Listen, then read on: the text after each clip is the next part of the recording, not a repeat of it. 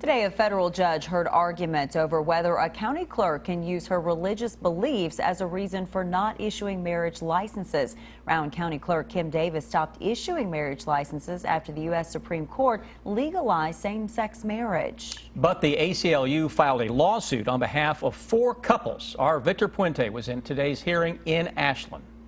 Before the hearing began, supporters on both sides filled the sidewalk outside of the federal courthouse in Ashland. I absolutely respect her belief system and her right to have that belief system. I don't believe that she can impose her religious beliefs on anyone in the county by refusing to issue marriage licenses. You know, this affects me and my family as a citizen of the United States. I mean, my rights are being eroded as well as hers. During the hearing, 3 of the plaintiffs involved in that lawsuit testified that they had tried to get marriage licenses on June 30th and were denied by Rowan County Clerk Kim Davis's office. They said they tried to get the county judge executive to issue the licenses instead, but were told that was only an option if the clerk was absent. Attorneys for Davis said the couples could have gone to a surrounding county to get those licenses. This case was about targeting a person of faith to make a point that everyone must comply with the agenda to impose same-sex marriage on all of America. That's a step the plaintiffs said they shouldn't have to take. I went downtown to get my license for marriage at the place where I do my other county business. The hearing lasted about 2 hours before it was stopped to continue sometime in the coming weeks. The biggest reason these hearings will last another day is because Davis wasn't in court today. ACLU attorneys said they had served her through the mail, but so far they couldn't verify that she had received them. We issued summonses and service process all at the same time to the county, which you heard was served on Thursday. So my guess is that she's got her summonses sitting in the mailbox. Cannon says he hopes his clients, 2 gay couples and 2 straight couples, will be able to marry by August. In Ashland, Victor Puente, WKYT. The Casey County Clerk has also refused to issue marriage licenses since the Supreme Court ruling. New tonight, the Boy Scouts of America has taken a major step towards lifting a policy that bans gay men from serving as leaders. With a unanimous vote, the Boy Scouts Executive Committee approved a resolution ending the ban.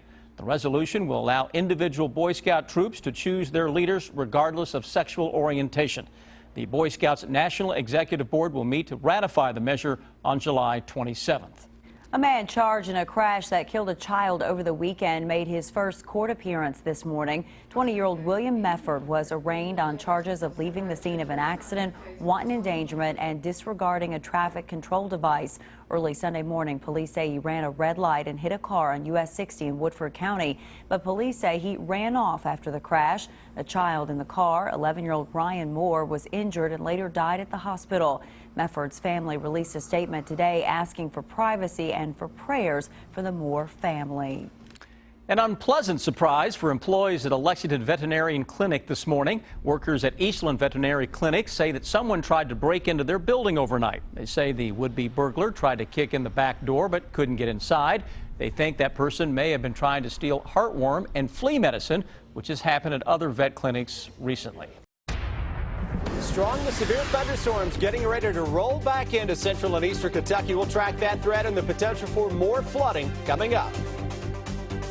But I've never seen it this high before. Flash flooding destroyed homes and even turned deadly in parts of eastern Kentucky tonight. The same storms left behind a mess in parts of Lexington, even causing part of a home's foundation to collapse. Tracking, alerting, protecting. WKYT News starts now with First Alert Weather. Good evening to you. Round 1 was bad. Now we wait for the second round of severe storms overnight. A WKYT First Alert Severe Weather Day continues. And here are some eyewitness videos showing some of what the first round did. Deadly, deadly tonight. Some homes in eastern Kentucky were destroyed by the flash flooding in Johnson County. The coroner says that 1 person was killed by high water and nearly a dozen people right now, according to the coroner, are missing. We'll have much more on that in just a minute, but first we begin our team coverage tonight with Chief Meteorologist Chris Bailey. And Chris, this has now turned deadly. Yeah, and that was my concern, guys, over the past few days. The whole flash flood threat here is about as high as you're ever going to see it into central and eastern Kentucky. We've had weeks of rain, Ground is saturated. You get these big, heavy rain-producing thunderstorms in here, and even rains that normally would not even produce big rises on creeks and streams will now produce significant flash flooding. That's how waterlogged we are. Severe thunderstorm watch is out for areas shaded in yellow. That will go until 5 a.m. This includes Lexington, points north and west. I suspect we will see additional watches issued a little deeper into the overnight. Flash flood watch is out for all of central and eastern Kentucky during this same point, and that's going to be, to me, we were saying this on the air, the flash flood threat is going to be the biggest threat that we're facing. I still think that is the biggest threat coming up tonight and then again tomorrow and tomorrow night. Defender has nothing across central and eastern Kentucky now. That's at least some good news. Though flood warning continues until 3:15 for Elliott, Floyd, Johnson, Magoffin, Martin, Morgan counties. These are areas producing the deadly flash flooding from earlier. A lot of creeks and streams are still out of their banks, flooding roadways in those areas. You're going to get more water coming up later tonight and into tomorrow. We look at Defender now to the northwest. Notice this big complex of thunderstorms that is now coming together. This is going to be a big-time noisemaker later tonight across the entire area. Those thunderstorms are going to continue to dive in from northwest to southeast and increase. So the damaging wind potential will increase as well, and a very high flash flood threat across all of central and eastern Kentucky. Look at a future radar here. Notice how the thunderstorm line begins to really blossom as we go through the middle of the night into early tomorrow morning. That is a ton of rain that is being forecast on some of those high-resolution short-term models now.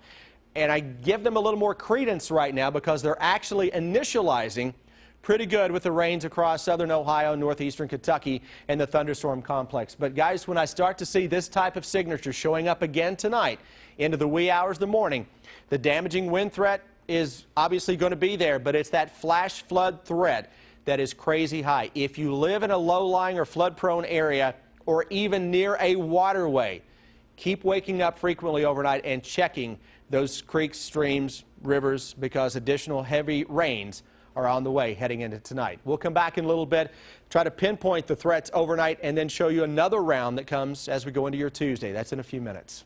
Chris, thank you. As we mentioned earlier, flash flooding did turn deadly in Johnson County tonight. Many people had to be rescued from their homes when the water rose in the Flat Gap community. Our emergency managers say that one person was killed and 11 others are still missing. Now, we have some new information from the Herald Leader. They are tweeting that the Johnson County coroner says the man who died had gotten out of a vehicle and tried to walk through floodwaters along Patterson Creek in Flat Gap. Also saying that one or two of those missing tonight in the flood are children. People missing, according to the coroner, are from the Flat Gap and Ramey Branch area. Emergency managers say that at least 18 people were taken to the hospital, most of them with minor injuries. They say at least 40 homes were destroyed by the flash flooding, and those who live in Flat Gap say that some people just didn't have a chance to escape. Well, I'm concerned about my son, who was up here with a beloved babysitter / grandmother,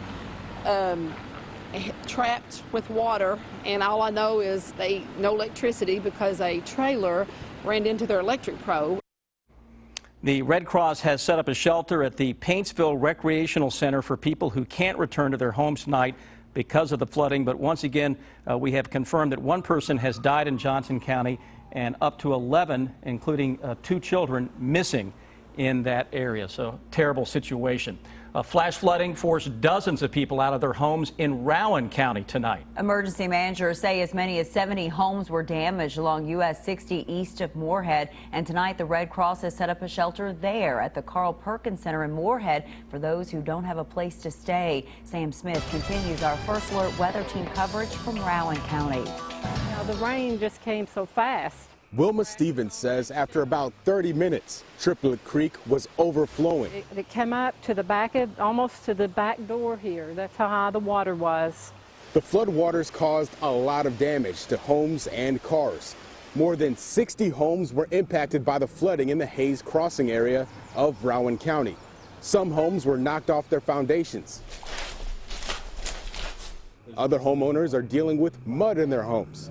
The water damaged her son's carport. Well, the neighbors over here told me that they saw the water come and the water just slammed it into something, the telephone pole over there, and it just destroyed the top of it. Folks that live around here say they've never seen flooding like this. But I've never seen it get this high before. That's the highest I've ever seen the water. Some cars were just repositioned by the waters. Others were carried away into the creek, causing damage as if the vehicles were in an accident. This damage is proof of how powerful floodwaters can be. I'm just glad that no one was hurt that I know of. In Rowan County, Sam Smith, WKYT.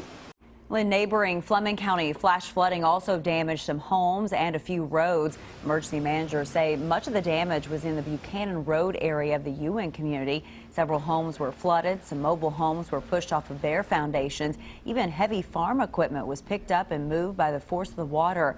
Emergency managers say for a short time, 2 families were trapped in their homes by high water. People who live in the area told us they've never seen anything like it. This is the worst it's ever been, and it got this way in a hurry. And in a matter of 15 or 20 minutes, it was, you know, a babbling little stream to, you know, it's up on the road. Emergency managers tell us no injuries were reported in Fleming County. Here in Lexington, that line of severe storms brought down trees, flooded roads, and even damaged at least one home. Tonight, around 300 KU customers in Lexington are still without power. And one man has been forced out of his home after part of the foundation collapsed during the storm. Our Monique Blair has a look at the damage.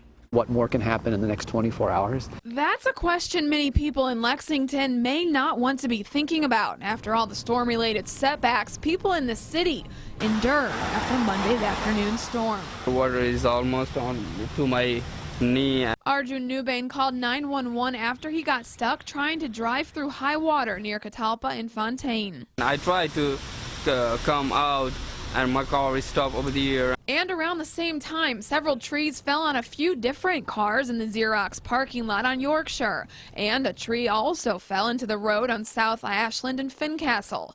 Richmond Road near Owsley was shut down for a short time due to flash flooding. Also, as a result of Monday afternoon's storm, the foundation this house behind me sits on completely collapsed, and until it's completely repaired, nobody is allowed inside the home. I could see mud and water pouring in my basement. Tim Wiesenhunt says he was watching the news as the storms were rolling through the area when he heard a loud cracking sound. And I see a wave of mud water and bricks on top of my washer and dryer, and I knew immediately what happened. The wall had collapsed.